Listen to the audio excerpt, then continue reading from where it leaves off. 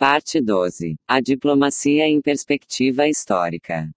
Como vimos no capítulo precedente, o Itamaraty e a diplomacia, exaltados na era Lula, foram humilhados nos anos Dilma e carregados pela enxurrada que varreu o bom e o ruim para o vertedouro do impeachment. PS, vertedouro foi utilizado em linguagem figurada, pois significa espécie de pá de madeira com a qual se retirava a água do fundo dos barcos. Nos dias em que escrevo, vive-se momento de reconstrução, ainda com muito trabalho pela frente. Vale a pena, neste avançado estágio da descrição da evolução da política externa brasileira, recapitular brevemente nosso percurso para chegar aonde estamos.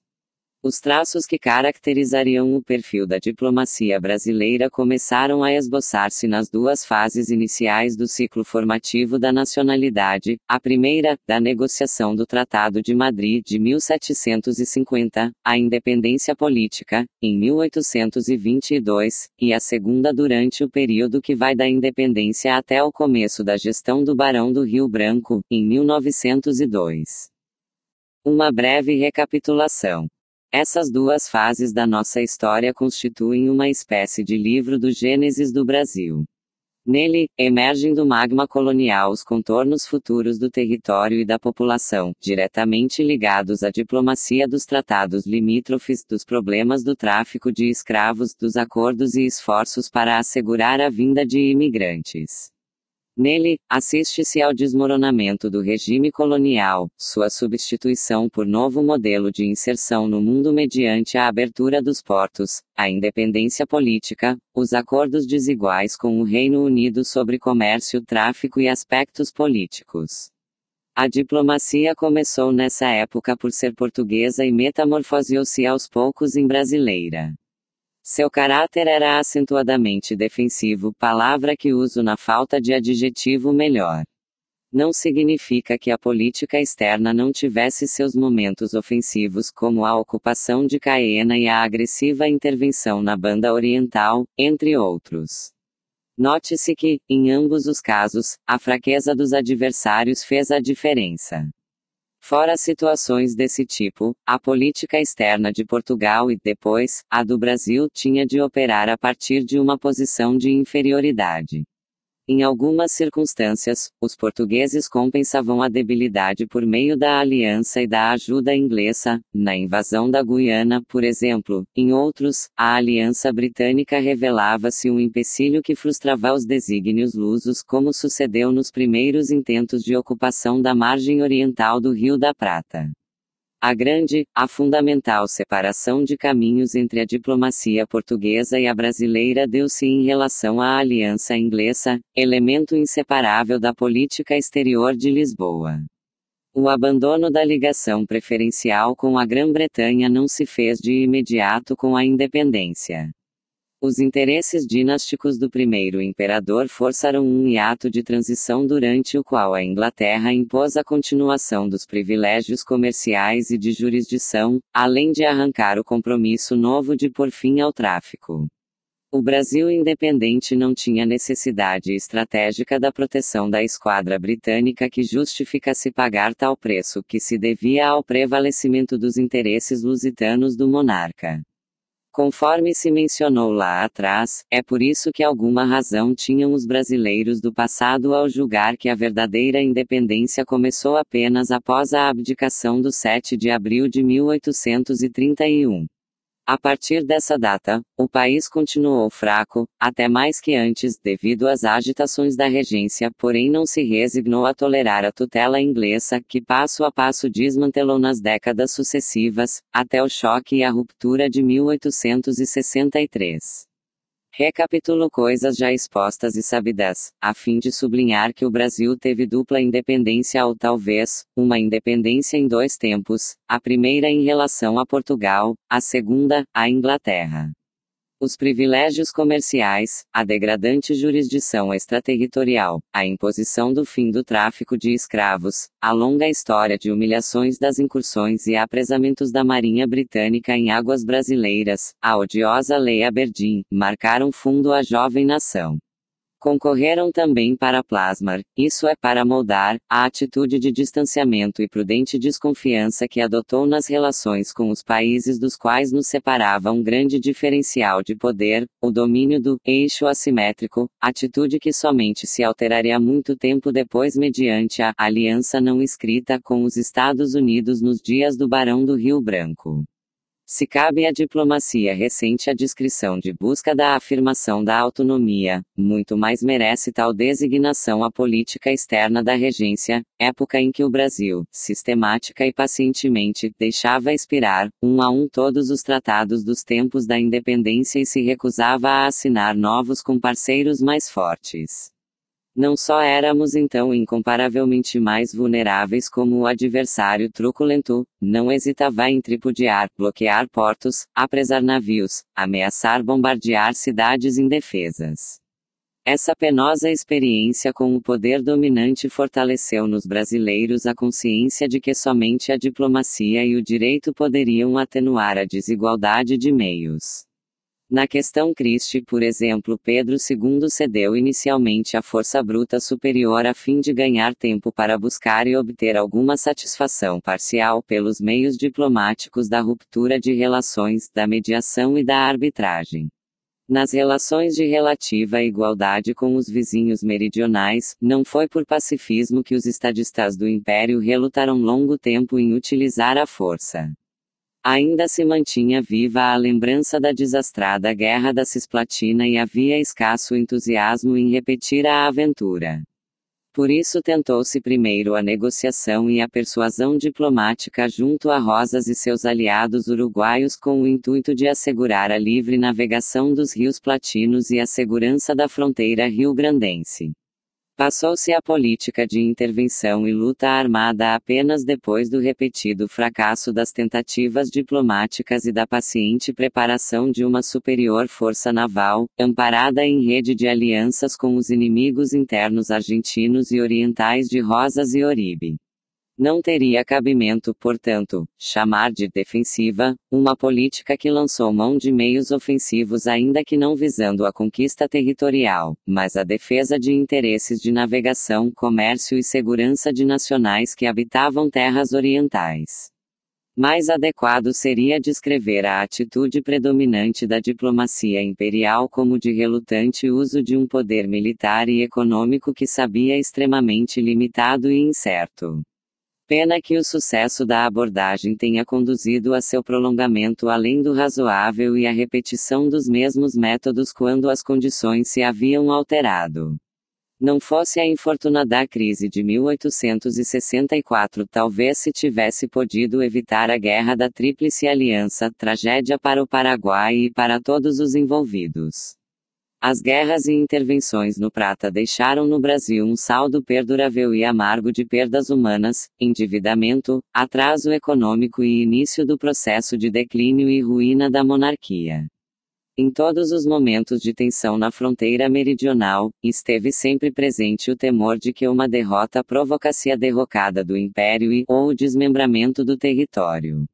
Essas questões ameaçavam a sobrevivência e a unidade da nação e por isso, reservavam-se ao controle direto do imperador e à ação diplomática dos políticos de maior destaque, com frequência de antigos ou futuros primeiros ministros. Rio Branco e Joaquim Nabuco, que testemunharam na juventude os sofrimentos e perigos da interminável Guerra do Paraguai, conservariam por toda a vida um sagrado horror à guerra e ao risco de provocá-la mediante o uso imoderado do poder. Originou-se daí uma tradição diplomática de reserva cautelosa diante da sedução do poder e de cuidadosa observância do princípio de não interferência, transmitido de geração a geração.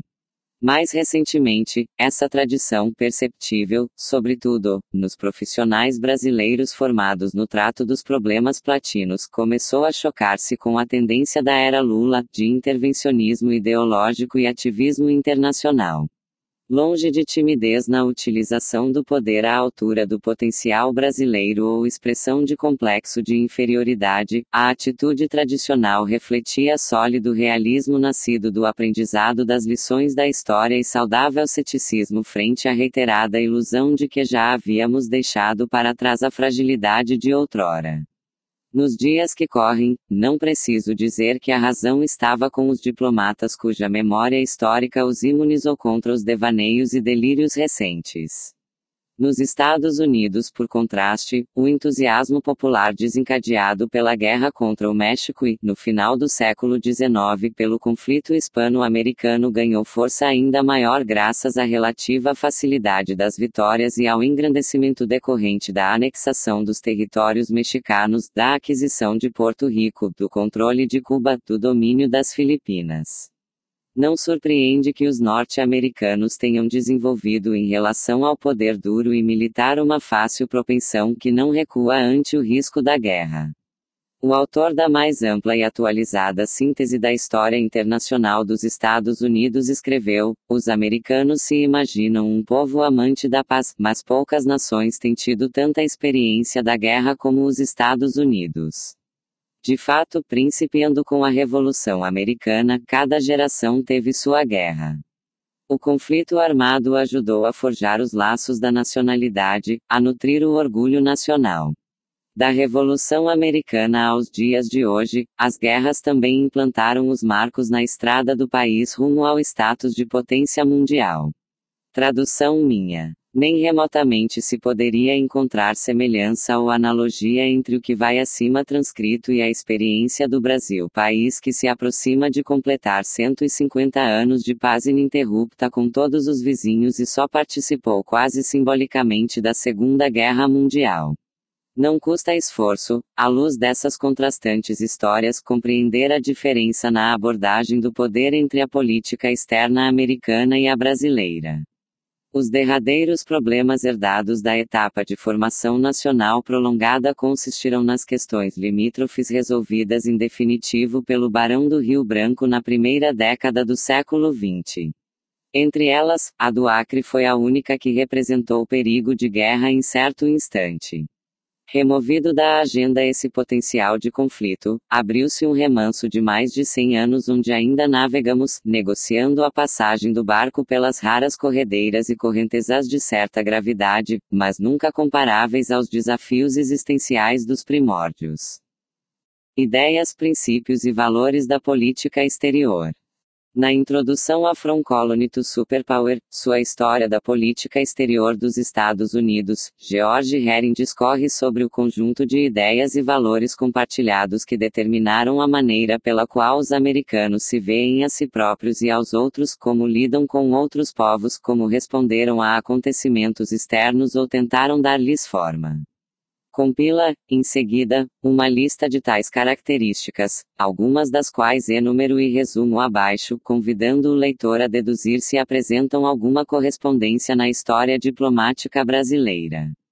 1. Fé no destino dos Estados Unidos como o maior e o melhor dos países, expressa em frases como: o maior destino que o mundo conheceu é o nosso, John Hay, ou, se temos de usar a força, no Iraque, é porque somos a América, a nação indispensável. Somos mais altos e enxergamos no futuro mais longe que outros. Madeleine Albright. 2. O destino manifesto em termos de expansão territorial e comercial. 3. O excepcionalismo de um povo à parte, o povo mais moral e mais generoso da Terra, Ronald Reagan, de um país predestinado a ser a Nova Jerusalém, a cidade edificada sobre a colina. 4. A missão messiânica de estender a outros povos as bênçãos da liberdade por obra da excelência de seu sistema democrático. 5. O idealismo fervoroso do presidente Woodrow Wilson no desígnio de construir uma nova ordem mundial baseada em 14 princípios, entre os quais a diplomacia aberta, a liberdade dos mares, o livre comércio, a autodeterminação para as nacionalidades.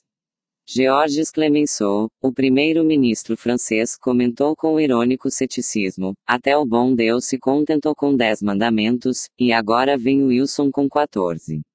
6. Em contraste, o pragmatismo ou idealismo prático do possível, do realizável, da lógica dos interesses econômicos.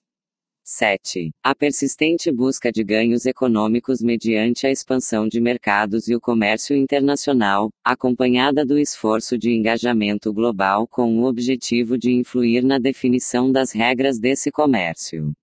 8. O unilateralismo, chamado por alguns de isolacionismo, o intervencionismo aberto ou clandestino para derrubar governos estrangeiros e até conspirar para o assassinato de líderes inimigos, hoje prática rotineira. Há outros de menor monta e nada impede imaginar lista diferente ou formulação muito mais crítica dos princípios ou características. Esses bastam como amostragem. Muitos derivam ou adquirem viabilidade em função do que o historiador sintetiza no final, a marcha ascendente triunfal que resultou na construção da maior potência do planeta, graças ao imenso sucesso da política exterior dos Estados Unidos. Em pouco mais de 200 anos conquistaram um continente, dominaram as áreas marítimas do Caribe e do Oceano Pacífico, ajudaram decisivamente a vencer 2 guerras mundiais, prevaleceram depois de meio século de Guerra Fria, converteram-se na única superpotência, estenderam sua influência econômica, poderio militar, cultura popular, soft power pelos 4 cantos do mundo, chegaram a entreter a ilusão da onipotência. As guerras da Coreia, do Vietnã, do Afeganistão e do Iraque e os ataques do 11 de setembro ensinaram-lhes que poder não garante segurança, mas continuaram a ser mais poderosos que os demais. As enormes diferenças, muito mais que uma ou outra equivalência com o Brasil, é o que ressalta da comparação. Nossa fé no destino do país é ciclotímica, isso é, de períodos de euforia, seguidos por períodos de depressão. Nunca tivemos ou precisamos ter doutrina de destino manifesto para justificar expansão territorial já concluída antes da independência. Jamais nos julgamos o povo mais moral ou a cidade sobre a colina. Não sonhamos com missões messiânicas para pregar a terceiros nossas precárias instituições democráticas. Tampouco chegamos perto do nível de poderio e auto-engano que tornam tais exageros possíveis. A construção dos valores a partir da era monárquica. Chama a atenção que, em todo o capítulo do livro de Hering a respeito das características gerais da tradição diplomática norte-americana, não se ache uma só vez a palavra direito, a mais repetida nos escritos de brasileiros que tentaram definir os fundamentos da diplomacia nacional. Não por acaso, George Hering indica a obra de Jeffrey Perrett com o sugestivo título A Country Made by War. Desde que o Conselho de Estado do Império começou a elaborar pareceres sobre temas de política exterior, o direito internacional e os ideais do liberalismo jurídico irradiado a partir das academias de Olinda e São Paulo forneceram as arquitraves de sustentação de toda a arquitetura da doutrina diplomática. PS, arquitrave significa viga horizontal que repousa diretamente sobre colunas ou pilares transmitindo para seus pontos de apoio o peso de eventual pavimento superior. Nisso, o Brasil não se diferenciava do restante da América Latina, onde o liberalismo jurídico constituía em toda parte a ideologia dominante e proporcionava um fundo de referência conceitual compartilhado por políticos e diplomatas de várias nacionalidades. Não se tratava de um direito abstrato, de princípios universais e imutáveis e, sim, de elaborações adaptadas aos diferentes interesses envolvidos em cada caso concreto. Já se examinou anteriormente como, ao defrontar-se com a contradição de posições e interesses brasileiros nas bacias do Amazonas e do Prata, o Conselho conciliou os opostos ao admitir a liberdade de navegação não como princípio geral, mas concessão a ser definida por negociação. Também se estudou como, nas questões fronteiriças, evoluiu-se da hesitação inicial até a adoção do uti possidetis, em lugar da aplicação do Tratado de Santo Ildefonso. Esse pragmatismo jurídico presente nos pareceres do Conselho, nas instruções aos agentes diplomáticos, nas atas de negociação, nos discursos e debates parlamentares frutificou aos poucos numa doutrina diplomática que seria enriquecida e completada nos primórdios do regime republicano. Um Brasil pacífico, amante do direito e da moderação. Rio Branco contribuiu mais que nenhum outro para a elaboração do conceito de um país fiel à paz e ao direito, não por imposição das circunstâncias, mas por uma espécie de espontânea manifestação da essência profunda do caráter nacional. Pouco antes de sua morte, asseveraria em discurso no Clube Militar, em outubro de 1911: toda a nossa vida atesta a moderação e os sentimentos pacíficos do governo brasileiro em perfeita consonância com a índole e a vontade da nação. Durante muito tempo fomos incontestavelmente a primeira potência militar da América do Sul, sem que essa superioridade de força, tanto em terra como no mar, se houvesse mostrado nunca um perigo para os nossos vizinhos. Retomando o argumento de condenação constitucional da conquista utilizado no caso do Acre, 8 anos antes, o discurso no Clube Militar prosseguia: jamais nos empenhamos em guerras de conquista. E muito menos poderíamos ter planos agressivos agora que a nossa Constituição política proíbe expressamente a conquista. O imperativo constitucional, no entanto, traduziria algo de mais inato e profundo, conforme se depreende do discurso no Instituto Histórico, em 1909, no qual esclarecia a motivação da decisão unilateral de retificar a fronteira na Lagoa Mirim e no Rio Jaguarão em favor do Uruguai, sem aceitar as compensações oferecidas. Se queremos hoje corrigir parte da nossa fronteira meridional em proveito de um povo vizinho e amigo, é principalmente porque este testemunho de nosso amor ao direito fica bem ao Brasil e é uma ação digna do povo brasileiro. Por conseguinte, o amor ao direito, a generosidade, a moderação seriam como que atributos de uma certa ideia do Brasil e dos brasileiros. Como tais, elas teriam caráter intemporal quase independente das circunstâncias, a ponto de pretender que, mesmo se algum dia pensarem alguns destes países latino-americanos em entregar-se à loucura das hegemonias ou ao delírio das grandezas pela prepotência, velada alusão aos argentinos, estou persuadido de que o Brasil do futuro há de continuar invariavelmente a confiar acima de tudo na força do direito e como hoje pela sua cordura, isso é prudência, sensatez, além de desinteresse e amor da justiça. A conquistar a consideração e o afeto de todos os povos vizinhos em cuja vida interna se absterá de intervir. Os trechos citados fazem parte de discursos, conferências, artigos, exposições de motivos, documentos que visam a explicar e vender a política externa. Nesse sentido, participam do esforço sistemático de edificação do que se poderia considerar uma ideologia da política exterior, ideologia no sentido de conjunto de valores e padrões supostamente objetivos, mas que disfarçam ou maquilam interesses que se prestariam, se quiséssemos, a uma crítica ou desconstrução. Aceitando, portanto, que a construção intelectual do ideário diplomático do Barão pertence a essa categoria de ideologias, deve-se reconhecer, entretanto, não ser indiferente escolher como conteúdo ideológico a paz, o direito, a moderação, a transação e não suas alternativas.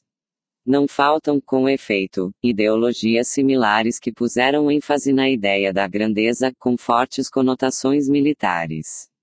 Ou no destino manifesto, na superioridade de raça necessitada de espaço vital, e inúmeras outras expressões agressivas.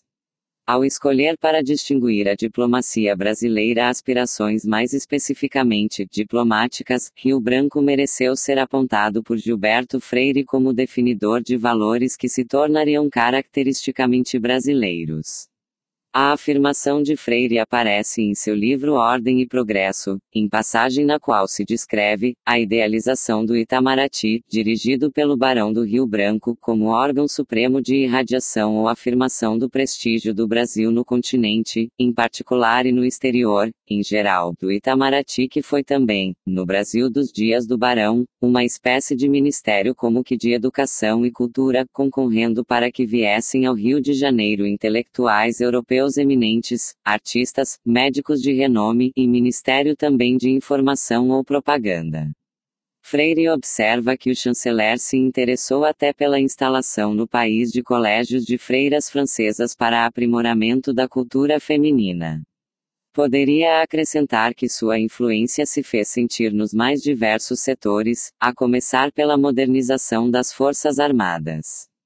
Conclui que, sob a direção de Rio Branco, o Itamaraty havia deixado de ser instituição puramente diplomática para transformar-se em sistema de organização e definição de valores superiormente nacionais, sistema a que o barão comunicou sua imagem de superprotetor de uma pátria a seu ver necessitada do respeito dos europeus e dos anglo-saxões para a crescente afirmação do seu prestígio.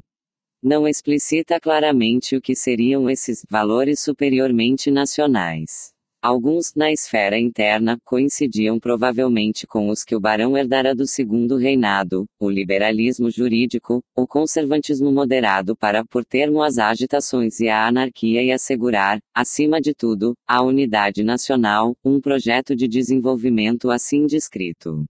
A nação brasileira só ambiciona engrandecer-se pelas obras fecundas da paz com seus próprios elementos dentro das fronteiras em que se fala a língua dos seus maiores, e quer vir a ser forte entre vizinhos grandes e fortes por honra de todos nós e por segurança do nosso continente. No âmbito exterior, e em especial ao lidar com grandes potências, dava-se conta de que a relativa fraqueza do país requeria outro tipo de abordagem, como explicava em carta ao ministro Carlos Augusto de Carvalho no referente à França, antes do acordo sobre a arbitragem do Amapá. Os meios persuasivos são, a meu ver, os únicos de que lança mão para sair-se bem de negociações delicadas como esta, uma nação como o Brasil que ainda não dispõe de força suficiente para impor a sua vontade a uma grande potência militar. O poder brando ou suave e o poder inteligente ou do conhecimento.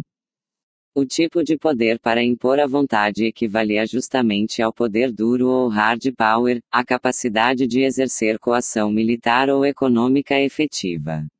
Já os meios persuasivos correspondiam ao poder brando ou suave, o soft power, na nomenclatura atual. A ele conviria ajuntar o poder inteligente ou nascido da inteligência, do conhecimento, da capacidade de persuadir com argumentos tirados da história, da geografia, da cultura em geral. Utilizo a expressão poder inteligente como derivado diretamente do conhecimento, não no sentido de Joseph Nye que o vê como combinação do poder duro e do poder brando. Todas duras, brandas, inteligentes, são distintas modalidades de uma mesma realidade, o poder que não pode ser reduzido apenas à força, à coação, à dominação, conforme mostrou o grande marxista italiano Antonio Gramsci no conceito de hegemonia derivada não da força coativa, mas da liderança moral e intelectual. Muito antes do aparecimento dessa doutrina, Rio Branco já a compreendia por intuição e a antecipava na prática. Na carta-programa que escreveu de Berlim ao ser convidado para ministro das Relações Exteriores, em 7 de agosto de 1902, indicava com as palavras da época que uma chancelaria deve ser instituição baseada na produção de conhecimento, a ser extraído dos arquivos, das bibliotecas, do estudo dos mapas.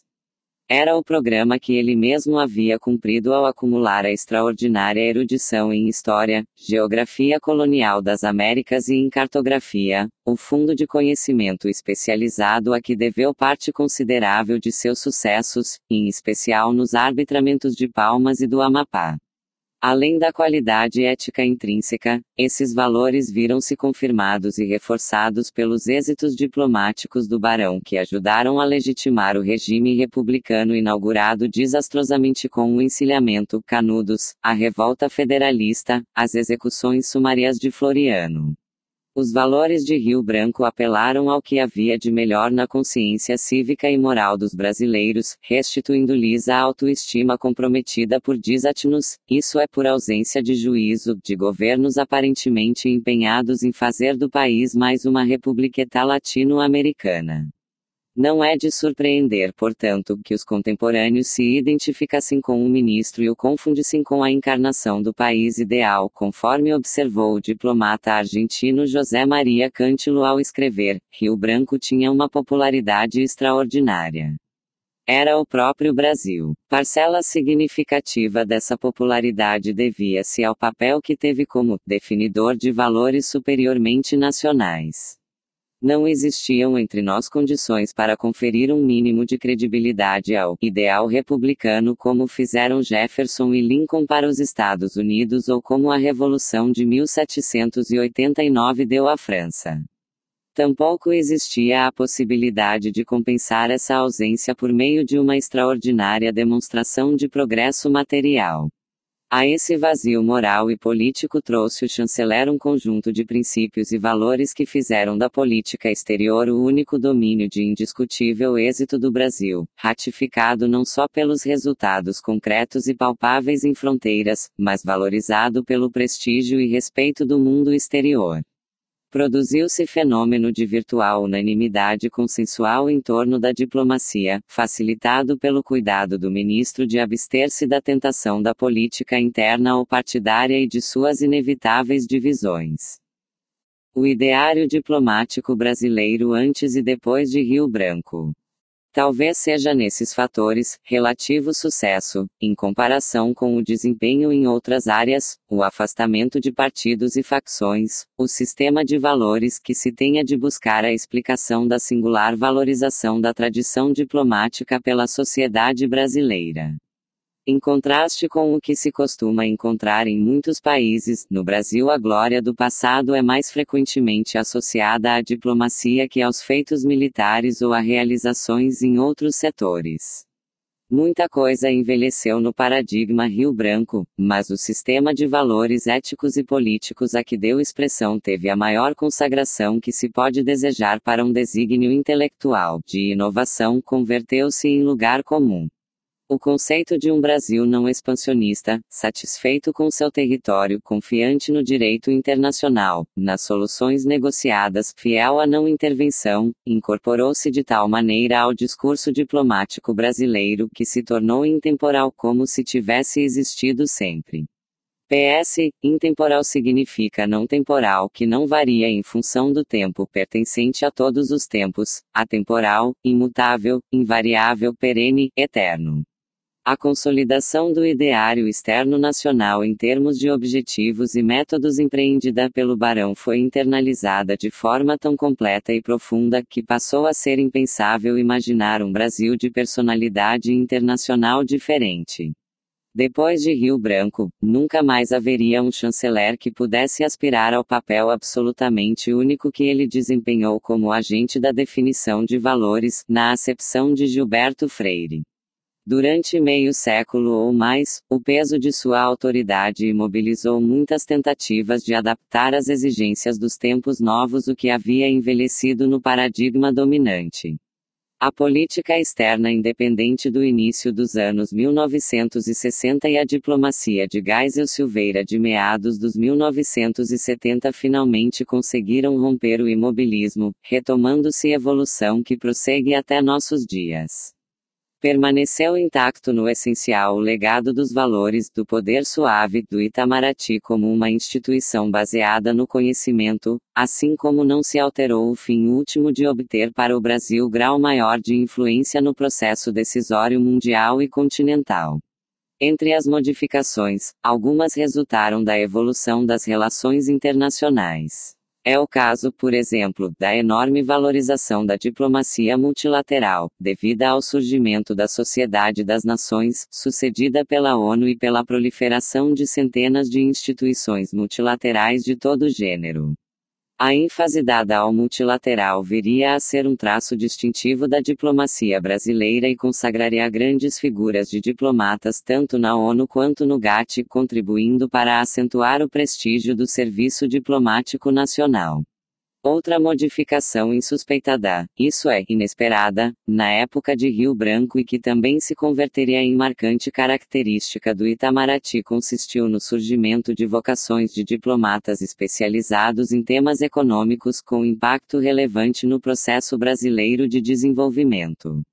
Nomes como os de Roberto Campos, Otávio Dias Carneiro, Miguel Osório Rodrigues, George Álvares Maciel, Paulo Nogueira Batista e outros destacaram-se nos debates econômicos internacionais e internos, ocupando em parte o lugar de proeminência que, no passado, costumava caber aos juristas especializados em direito internacional. Em registro diferente, custou muito maior audácia e coragem política atualizar a herança do barão num aspecto crucial da política externa que, apesar de não corresponder mais aos interesses brasileiros, continuou congelado por longo tempo em razão da Guerra Fria, a estreita colaboração com os Estados Unidos, depreciativamente designada de alinhamento automático.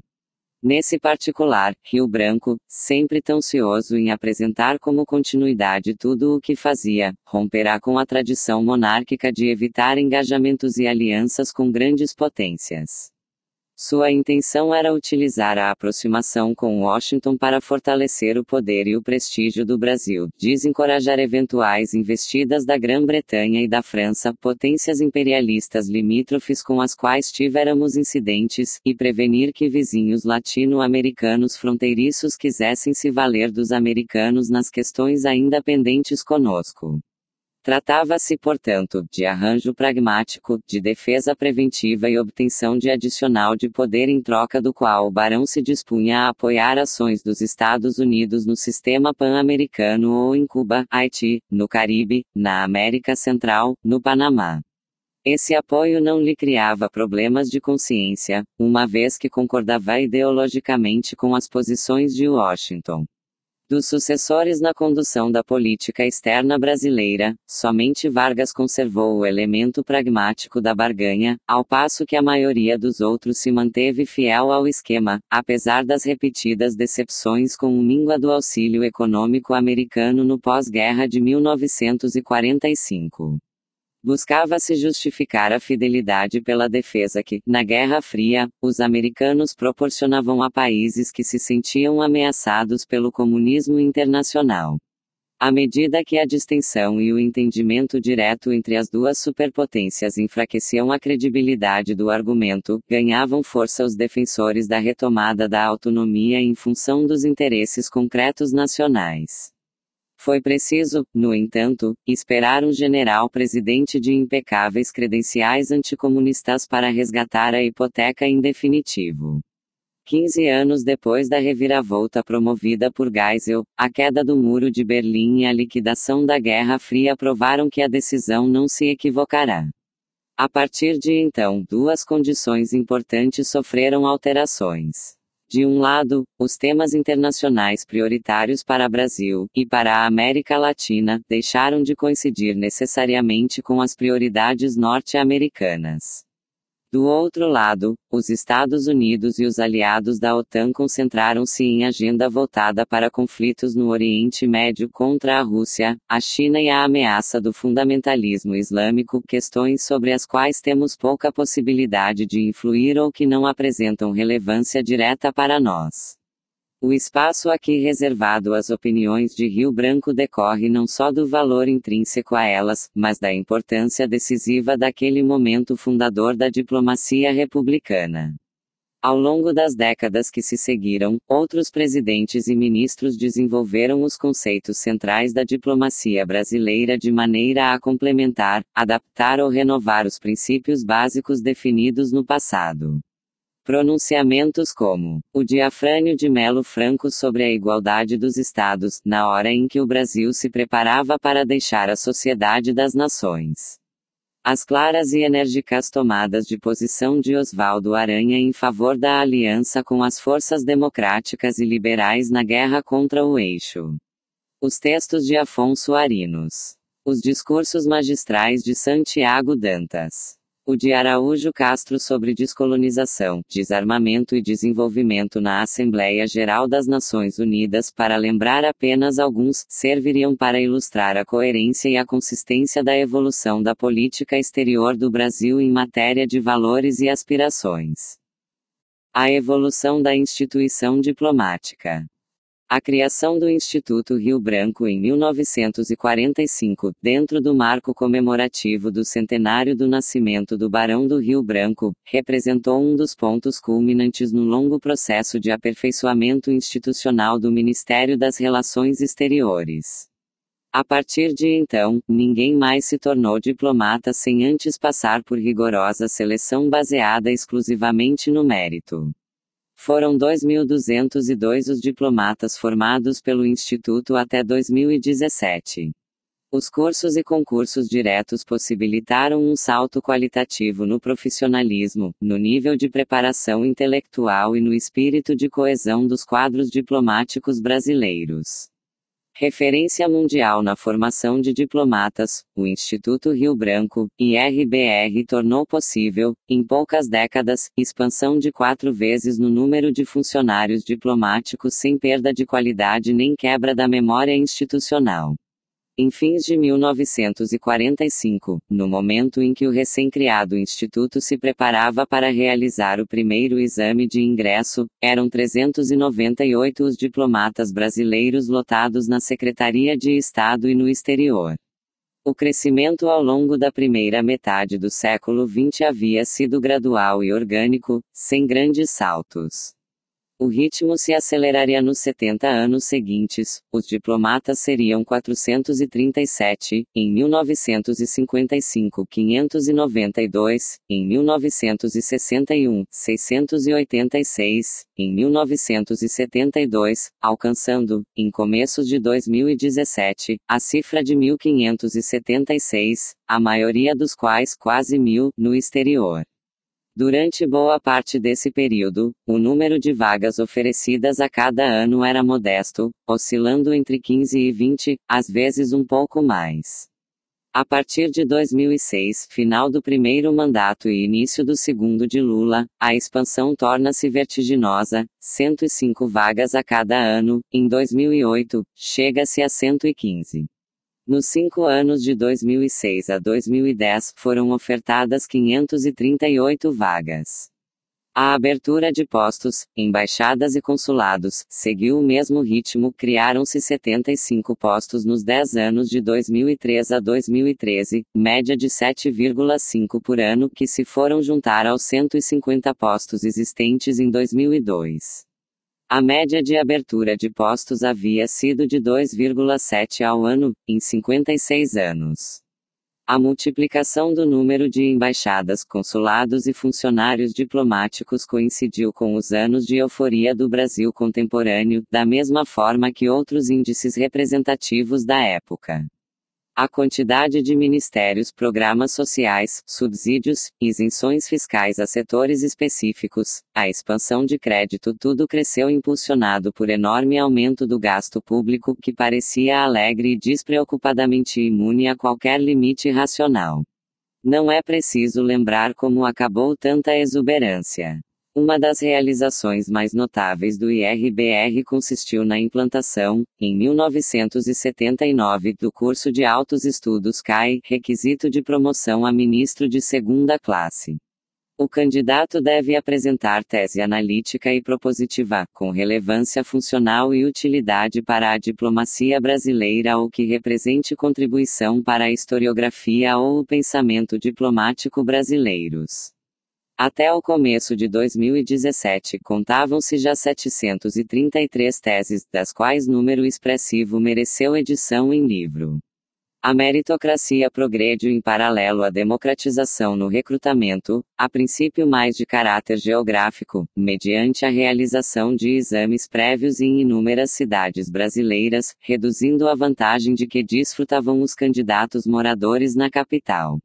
Quem se der ao trabalho de passar os olhos pelo Anuário do Instituto Rio Branco de 2015, fonte da maioria dos dados aqui reproduzidos, verá como, à medida que avançam os anos e as décadas, diversifica-se a origem regional dos aprovados nos exames. Ao mesmo tempo passam a escassear os sobrenomes de dinastias diplomáticas e multiplicam-se sobrenomes comuns, muitos de sonoridade não lusitana, italianos, espanhóis, alemães, poloneses, libaneses, sírios, armênios, ucranianos, judeus, japoneses, chineses, coreanos. O Itamaraty conseguiu refletir alguns aspectos da diversidade cultural e de origem do Brasil mais rapidamente que a igualdade de gênero e a não discriminação em matéria de cor. Resta a escrever a história heróica das mulheres que lutaram para ver reconhecido o direito de pertencer à carreira diplomática. Ela começa cedo e desde o início tem de vencer resistências e preconceitos. Em 1918, Maria José de Castro Rebelo Mendes passou em primeiro lugar no concurso para oficial da Secretaria de Estado, mas precisou contratar Rui Barbosa como advogado para ser admitida. De 1919 a 1938, foram 19 as mulheres a ingressar na carreira, entre elas a escritora e poeta Dora de Alencar Vasconcelos, Beata Vettori, Odete de Carvalho e Silva. O espírito retrógrado do Estado Novo varguista não tardou em manifestar-se na Reforma Aranha de 1938, que voltou a proibir o ingresso de mulheres. A interdição se prolongaria por quase 15 anos, até ser contestada e derrubada judicialmente, graças a Maria Sandra Cordeiro de Melo, que se inscreveu no vestibular de 1953 e ganhou na Justiça o direito de ingresso no ano seguinte.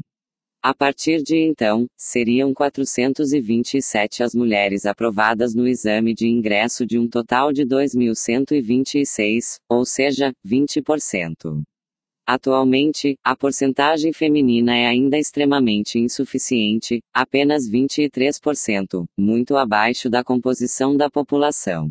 As diplomatas mulheres enfrentaram discriminação, ostensiva ou velada, não somente no direito ao ingresso. O mesmo tipo de injustiça fez-se sentir no mecanismo de promoção por merecimento. Falta também narrar o sofrimento e a humilhação dos diplomatas que tiveram a carreira destroçada devido a preconceitos por motivos de opção sexual. Mais retardatária aparece a carreira diplomática na incorporação de negros.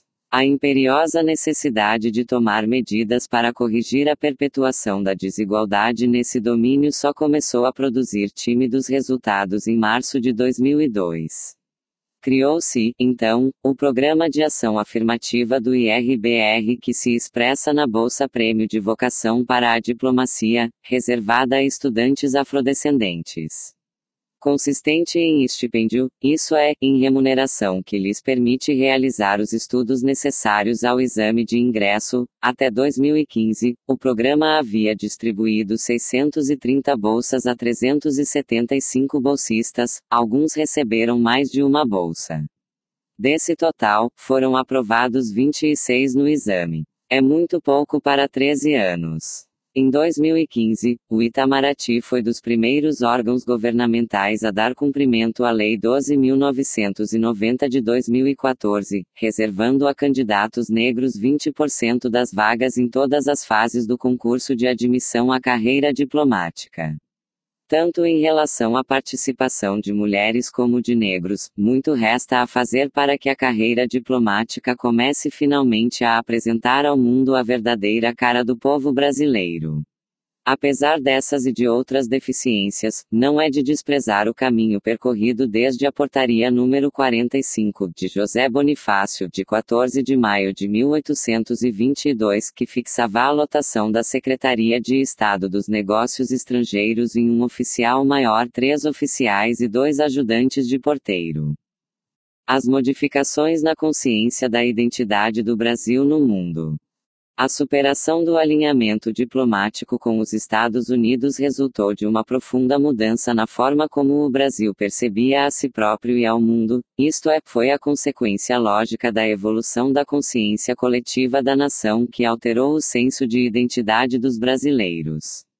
No tempo de Rio Branco, ao situarem-se no mundo, os brasileiros não se sentiam particularmente latino-americanos que viam, sobretudo, como hispânicos, herdeiros dos antagonismos coloniais entre castelhanos e portugueses.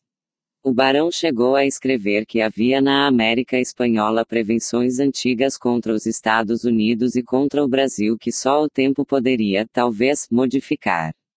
Sua afirmação decorria dos conflitos fronteiriços, pois logo esclarecia que apenas não existiam preconceitos contra o Brasil numa lista razoavelmente longa de países igualmente hispânicos, Chile, Equador, México e América Central, sem fronteiras conosco. A etapa seguinte nessa evolução, depois da Segunda Guerra, foi a descoberta de que fazíamos parte de imensa categoria de povos que se haviam atrasado na industrialização, na aquisição da tecnologia moderna, na conquista da produtividade das economias avançadas. Éramos, e somos, subdesenvolvidos, em vias de desenvolvimento ou como se prefere afirmar agora, emergentes, expressões que querem todas dizer a mesma coisa, pertencemos a um mundo que não é o primeiro, não é o mundo dos Estados Unidos, da Europa Ocidental, do Japão. Fora o atraso e a pobreza, não é fácil precisar o que ele é, uma vez que os 180 países que nele se amontoam vão da colossal China que insiste em declarar-se nação em desenvolvimento, até minúsculas ilhas do Pacífico ou miseráveis nações africanas desgraçadas pela guerra civil permanente. Ademais, o Brasil distingue-se por pertencer a um seleto clube de 5 países monstros, Monster Countries, conceito cunhado por George F. Kennan para designar as nações que possuem, ao mesmo tempo, território continental e população enorme. Um só dos atributos não basta, já que a combinação de grandes espaços com muita gente é necessária para gerar a heterogeneidade com impacto negativo na qualidade do governo. Kennan não se importava com o critério econômico, estava interessado no efeito do tamanho sobre a democracia e arriscava indagar-se a grandeza de um organismo político, no sentido de tamanho, não representaria um mal em si mesmo, independentemente das políticas perseguidas em seu nome. Para ele, 5 países qualificavam-se como monstros: os Estados Unidos, a China, a Índia, a antiga União Soviética, hoje Rússia, e o Brasil. Excluídos os Estados Unidos, os demais formam o núcleo dos BRICS, ao qual se acrescentou a África do Sul apenas para não deixar sem representação o gigantesco continente africano. Em ambos os casos dos monstros e dos BRICS, o critério é idêntico: território e população, aos quais se acrescenta, no segundo grupo, o atributo de emergente, isto é, de economia em vias de desenvolvimento.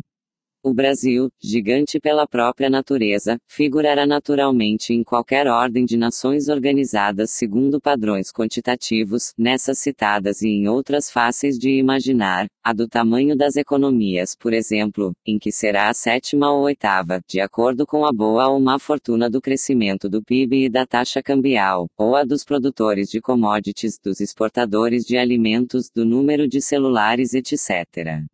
Outra classificação quantitativa, já aí com elementos qualitativos, é o das potências ambientais. Conceito recente surgido da importância vital da mudança climática como problema planetário por excelência que determinará o destino e até a sobrevivência de todos os demais problemas. Nessa perspectiva, o Brasil ocupa a posição de destaque por deter a maior floresta tropical ainda razoavelmente preservada, da maior reserva de água doce da Terra, um dos mais ricos reservatórios de biodiversidade, alto potencial de energias limpas e renováveis, eólica, solar, biomassa, matriz energética relativamente limpa, a única experiência prática de combustível renovável, o etanol de cana-de-açúcar, em escala de milhões de veículos e com duração de algumas décadas. As diferentes classificações ajudam a definir a identidade do país latino-americano, insuficientemente desenvolvido, integrante dos BRICS, membro do Grupo dos 20, exportador de alimentos de forte componente étnico-cultural africano, democracia de massas, favorável a políticas ativas de promoção dos direitos humanos, da ação afirmativa para corrigir desigualdades raciais, de gênero e sociais, empenhado em conferir conteúdo de sustentabilidade ambiental a seu processo de desenvolvimento. Alguns traços são dados pela geografia, a história, a herança cultural, outros correspondem ao conjunto de crenças e valores adquiridos. Em conjunto, desenham os contornos do que os brasileiros imaginam ser a realidade do Brasil ou gostariam que ela fosse. Explicam igualmente porque a principal característica da inserção brasileira no sistema internacional reside no empenho pela reforma do status quo. A luta pela reforma do sistema não é de hoje, vem de longe, de Rui Barbosa na Segunda Conferência de Paz de Haia, em 1907, e do episódio da saída da Sociedade das Nações, em 1926. Em parte, reflete a condição de país emergente, desejoso de ampliar a participação no processo decisório mundial, no Conselho de Segurança da ONU, nas deliberações do FMI, do Banco Mundial, da OMC, na maneira como é organizada a governança em meio ambiente, em direitos humanos.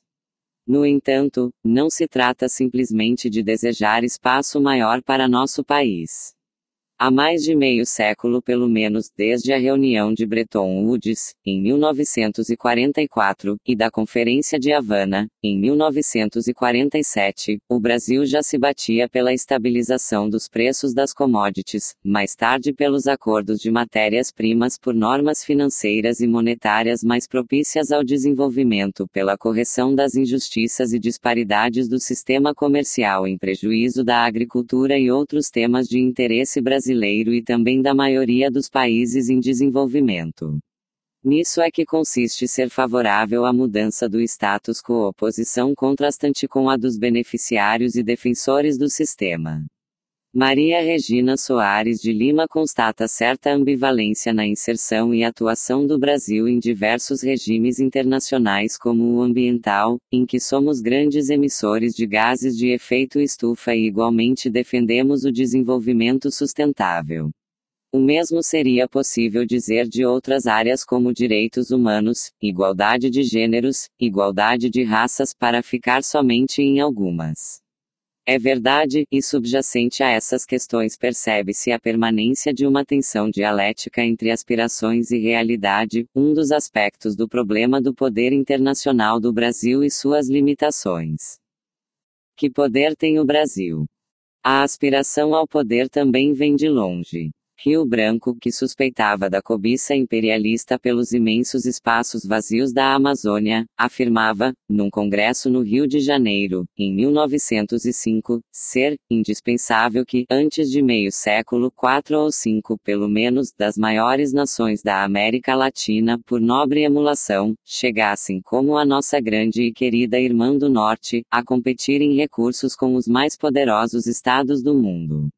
Delgado de Carvalho, recordando o trecho ao expirar o prazo indicado para essa transformação, em 1955, observava com ponta de melancolia: há 50 anos destas palavras, vale a pena citar a frase que leva à meditação. Com mais motivo poderíamos repetir o comentário agora que se passaram mais de 110 anos pontuados de constantes recaídas após temporários surtos de progresso. Apesar de haver subestimado o tempo necessário para alcançar os desenvolvidos, Rio Branco nunca participou das ilusões recentes sobre o quanto nos faltava para alcançar o poder na acepção convencional. Em outro pronunciamento, especulava, quando pelo trabalho de anos, e muitos anos, tiverem conseguido igualar em poder e riqueza a nossa grande irmã do Norte e as mais adiantadas nações da Europa, o que Nabucco em termos um tanto prosaicos assim descrevia em seu diário: não se fica grande por dar pulos. Não podemos parecer grandes, se não o sendo. O Japão não precisou pedir que o reconhecessem grande potência, desde que mostrou sê-lo. Há duas posições antípodas a evitar na avaliação do poder efetivo do Brasil e na maneira de utilizar tal poder na medida justa, nem a mais, nem a menos. Brito Cruz resume as duas posições com judicioso equilíbrio: isso é consensato, acertado equilíbrio. Nem os partidários da moderação como estilo diplomático defendem a subestimação dos recursos de poder do país, nem os advogados de uma política mais ativa ignoram a óbvia necessidade de cautela e discernimento. No final de seu artigo, alude à necessidade de realizar uma crítica das noções convencionais de poder ou grande potência antes de aplicar tais conceitos ao país.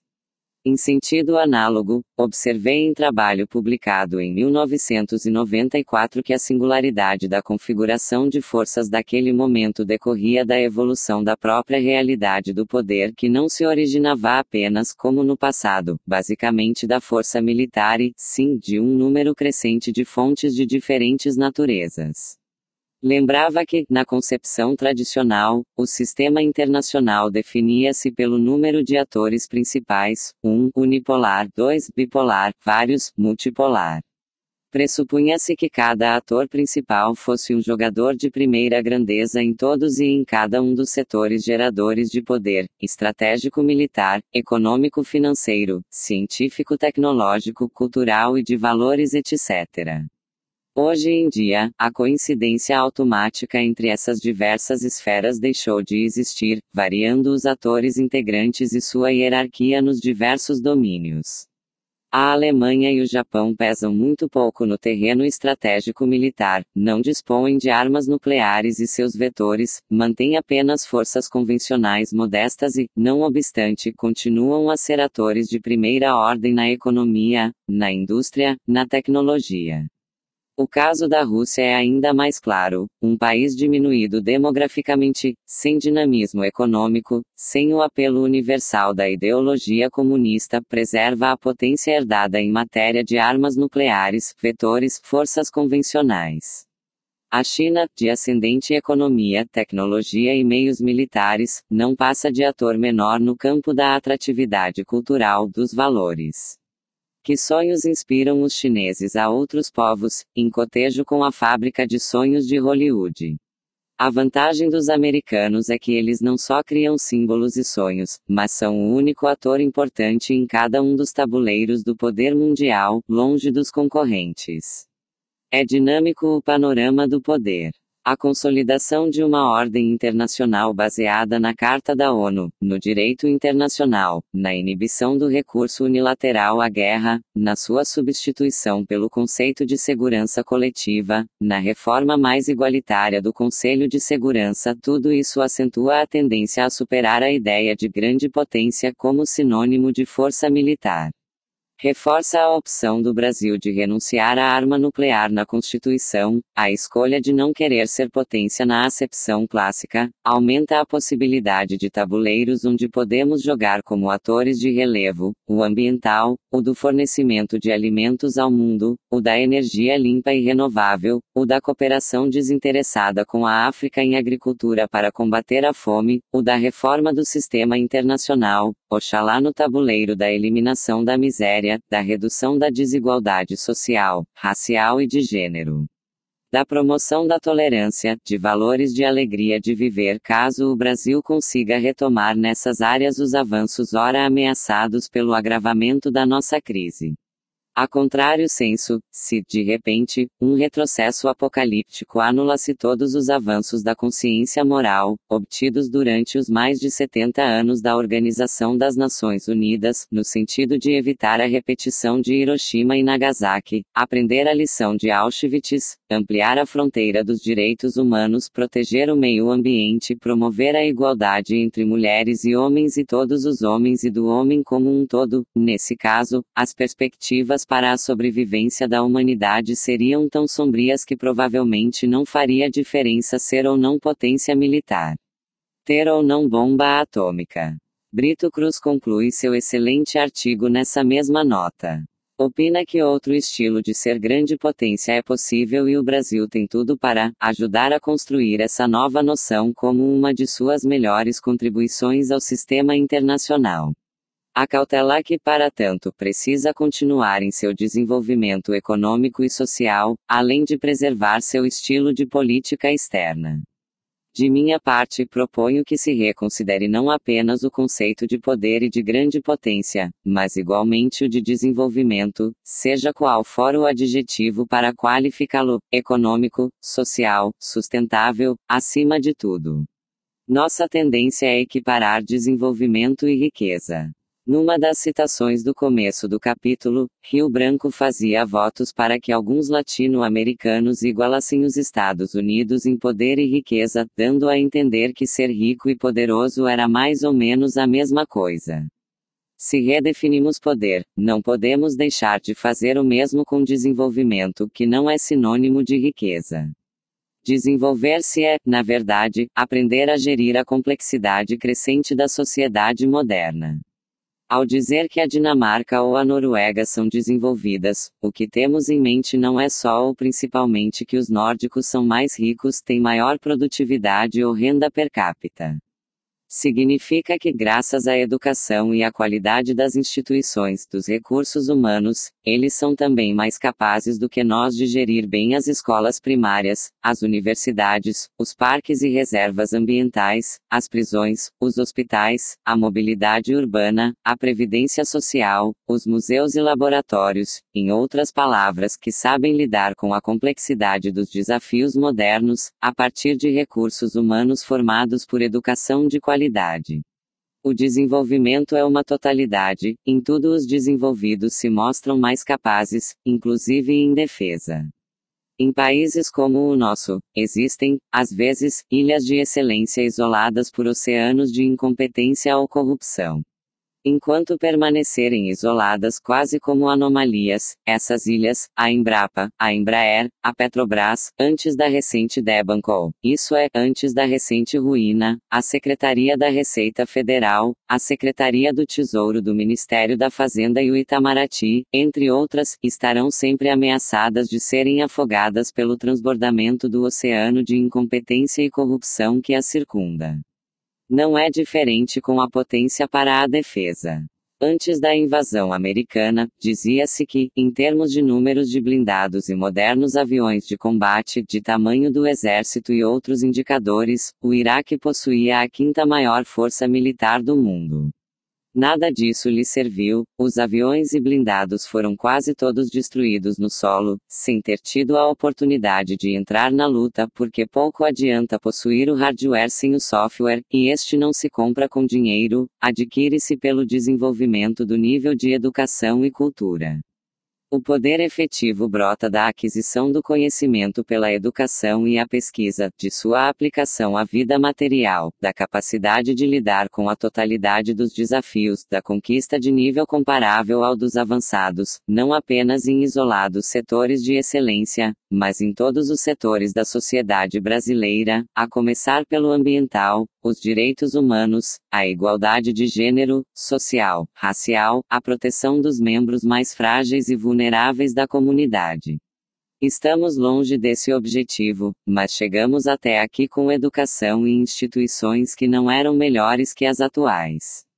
Ingressamos no século XX com 17 milhões de brasileiros, dos quais 84% analfabetos, com expectativa de vida pouco inferior aos 30 anos, como na Idade Média. É razoável pensar que estamos mais distantes do país da escravidão do qual partimos que da meta de nação desenvolvida que almejamos atingir. A moral da fábula. Uma menina meiga escrevia a um rapaz: peço-lhe que me empreste um romance, às escondidas de vovó. Quero um romance que acabe bem. Dessa forma, o poeta e diplomata Rui Ribeiro Couto explicava por que havia dado um final de filme americano a seu bucólico romance Cabocla, publicado em 1931 e resgatado do esquecimento pela novela de TV. Alguns críticos consideraram pueril, isso é, infantil, o happy end, e o romancista defendia-se tinha querido apenas atender ao pedido de final feliz da menina fictícia que retratará, anos antes, no conto A Casa do Gato Cinzento. Escrevo em fins de setembro de 2016, o impeachment de Dilma Rousseff ainda não completou um mês. Essa foi uma história que acabou mal, muito mal. Terminar assim o livro não agradaria à menina meiga nem a este autor nem aos leitores. As histórias, mesmo as contadas com astúcia por Sherazade, cedo ou tarde, acabam, às vezes bem, outras mal. Só a história com maiúscula é a verdadeira Mil e Uma Noites que jamais acaba, ao menos enquanto houver um ser humano para escrevê-la. Ao contrário da rainha persa e obrigado a encurtar, não a esticar o tempo, tenho de parar por aqui, sem poder esperar para ver se, no episódio seguinte, o final infeliz vira algo menos ruim. Seria mais fácil suspender de modo abrupto a narrativa. Abrir mão de buscar um sentido, lembrar as citações clássicas, um conto narrado por um idiota cheio de barulho e fúria não significando nada, a história é um pesadelo do qual estou tentando acordar, e assim por diante. Outro caminho, mais íngreme, é o indicado pelo primeiro grande filósofo moderno da história, o napolitano Giambattista Vico: não existe um sentido imanente, isso é permanente, e determinista na história, independente da vontade dos homens. Aos seres humanos é que compete dar à história um sentido por meio da razão e da ação. Na hora das trevas que chega para todos os países, alguns espíritos de exceção souberam mostrar que a ressurreição dos homens como das sociedades passa antes pela dor do aniquilamento.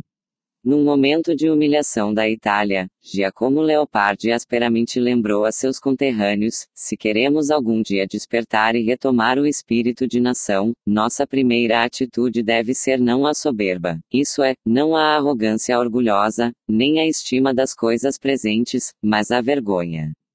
Várias décadas depois, quando a nação espanhola saía esmagada e ultrajada da guerra hispano-americana, Miguel de Unamuno e seus companheiros da geração de 1898 exclamavam: "Me duele Hispana!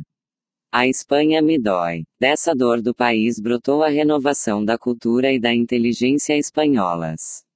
Para o Brasil, esta é a hora do domínio das trevas. O Brasil nos dói, faz sofrer nosso coração de brasileiros. Também em nosso caso, a primeira atitude terá de ser a vergonha das coisas presentes como condição para despertar o espírito da nação. Reformar e purificar as instituições políticas, reaprender a crescer para poder suprimir a miséria e reduzir a desigualdade e a injustiça, integrar os excluídos, humanizar a vida social. Ao longo de todo este livro tentou-se jamais separar a narrativa da evolução da política externa da história com maiúscula, envolvente e global, política, social, econômica. A diplomacia em geral fez sua parte e até não se saiu mal em comparação a alguns outros setores. Chegou-se, porém, ao ponto extremo em que não mais é possível que um setor possa continuar a construir, se outros elementos mais poderosos como o sistema político comprazem-se em demolir, isso é, consentem em demolir. A partir de agora, mais ainda que no passado, a construção do Brasil terá de ser integral, e a contribuição da diplomacia na edificação dependerá da regeneração do todo. Custará infinitamente maior esforço do que me demandou esta obra, fruto de minha temeridade, isso é, de minha ousadia.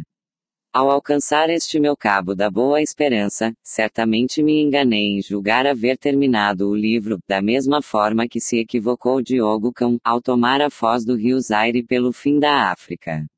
Ergueu mesmo assim seu marco, deixou a outro corrigir-lhe o erro e seguiu avante, dizendo: a alma é divina e a obra é imperfeita. Este padrão sinala ao vento e aos céus que, da obra ousada, é minha a parte feita, o por fazer é só com Deus. Pós-fácil. PS. Pós-fácil significa adendo, explicação ou advertência colocados no fim de um livro, depois de pronto. Por ofício trabalhei a vida inteira para o governo, o Estado, não para mim mesmo ou empresas privadas. Dar balanço na vida equivale, em meu caso, a refletir sobre o sentido dos acontecimentos que presenciei como empregado do Itamaraty, para usar expressão do gosto do ministro Saraiva Guerreiro. O que é o Itamaraty, se não a face exterior do Brasil? Dessa perspectiva, o Brasil foi meu patrão, ao menos essa encarnação do país que é o seu governo.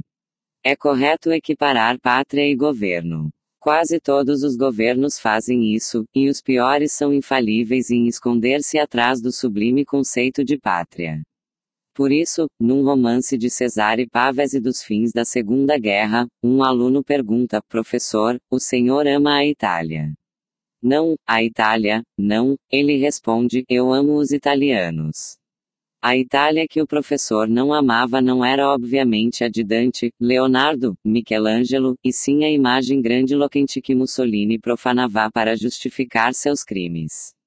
O Brasil a que servi como diplomata era na realidade o governo brasileiro, assim como a política externa aqui descrita na sua evolução secular refletia governos mais ou menos imperfeitos, sempre distantes do ideal de pátria com o qual pretenderam confundir-se. Quando os governos da nossa terra começaram a naufragar, no gosto da cobiça e na rudeza de uma austera, apagada e vil tristeza, senti o desânimo de continuar a contar uma história que, agora eu sabia, estava destinada a acabar muito mal, ao menos em meu tempo de vida. Para que gastar tempo e esforço se tudo terminaria em fracasso? Não seria mais sensato aproveitar os dias que me restam para ler ou reler os grandes livros, ouvir música, buscar refúgio e consolo na arte? Àquela altura da redação, encontrava-me a meio caminho entre o fim da monarquia e os primórdios turbulentos da República. Ao percorrer os depoimentos dos monarquistas vencidos, impressionava-me a amargura, o desespero dos que assistiam à morte do mundo que conheciam e amavam. Nabucco escrevia ao Barão do Rio Branco: não creio na possibilidade de uma república. Iremos de tirania em tirania, de despotismo em despotismo, até o desmembramento ou a perda completa da noção de liberdade. Para o que trabalharam nossos pais? Esses homens não eram espíritos subalternos tacanhos. Amavam a pátria na qual alcançaram posições de influência e destaque, a ponto de tomarem como a melhor possível aquela versão de pátria, a do reinado de Pedro II, sem dúvida estimável, mas seletiva e excludente. Até Joaquim Nabuco, paladino da abolição, parecia não compreender o que os tupamaros uruguaios expressariam mais tarde em fórmula terrível: se não houver pátria para todos, não haverá pátria para ninguém. Quase 130 anos depois da proclamação da República, ainda estamos longe de ter pátria para todos. A pátria que temos, no entanto, é bem mais inclusiva que o país de 14,3 milhões de habitantes, maciçamente desprovidos de educação, de bem-estar, de razoável expectativa de vida, cuja ruína os monarquistas sentiam como o fim do mundo. Na véspera da eleição argentina de 30 de outubro de 1983, achando-me em Buenos Aires para uma reunião diplomática, resolvi esticar a permanência para assistir ao término do tenebroso regime militar que rivalizou com o nazismo nas atrocidades. Saí na noite do domingo para testemunhar as celebrações da vitória de Raul Alfonsín. Por todo lado, explosões de alegria intensa, sem traço de vindita, isso é, vingança, de rancor, de ódio aos assassinos e torturadores. O povo argentino não morrera e ressurgia das cinzas com vitalidade aparentemente intacta, pronto a viver, a cantar, a crer no futuro. O indivíduo vítima de certas desgraças muitas vezes não se recupera nunca, somente a morte o liberta da dor da perda, da humilhação, da memória obsessiva da tortura. O povo não, como Mário de Andrade, o povo é 300, é 350, é 1, 2, 10 milhões. Quando um regime morre, vai buscar outro. Na massa do povo, as catástrofes se compensam com alegrias, as derrotas com vitórias, os lutos com os nascimentos e como as gerações incessantemente se renovam, a esperança ganha todas as partidas. Concluí o texto do livro pouco depois do impeachment de Dilma Rousseff. Escrevo este fecho definitivo quando nova crise ameaça engolir Michel Temer. Durante esse pesadelo de meses, escrever a cada dia um pedacinho da relação do Brasil com o mundo me forneceu o antídoto de que precisava contra a desesperança. Tentei narrar como um país fraco e pobre, colônia de uma quase colônia, construído sobre o trabalho dos escravos e o sofrimento dos humildes, gradualmente aprendeu a afirmar um espaço crescente de autonomia na busca de seus interesses. Antônio Cândido comentava que, comparada às grandes, a nossa literatura é pobre e fraca.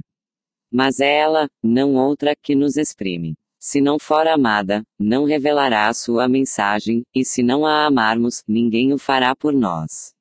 Esse pensamento ilumina também o caminho para lidar com o que a nossa história tem de sombras: a escravidão, a exclusão, a injustiça, a corrupção, a falta de acesso à educação. Ninguém por nós poderá superar a herança madrasta de nossa história e criar em nosso lugar uma sociedade justa e fraterna. Justificativa, destino e meta de quem nasceu ou escolheu ser brasileiro, o sonho perene da construção do Brasil é que torna a existência humana digna de ser vivida em nossa terra. Rubens Recupero.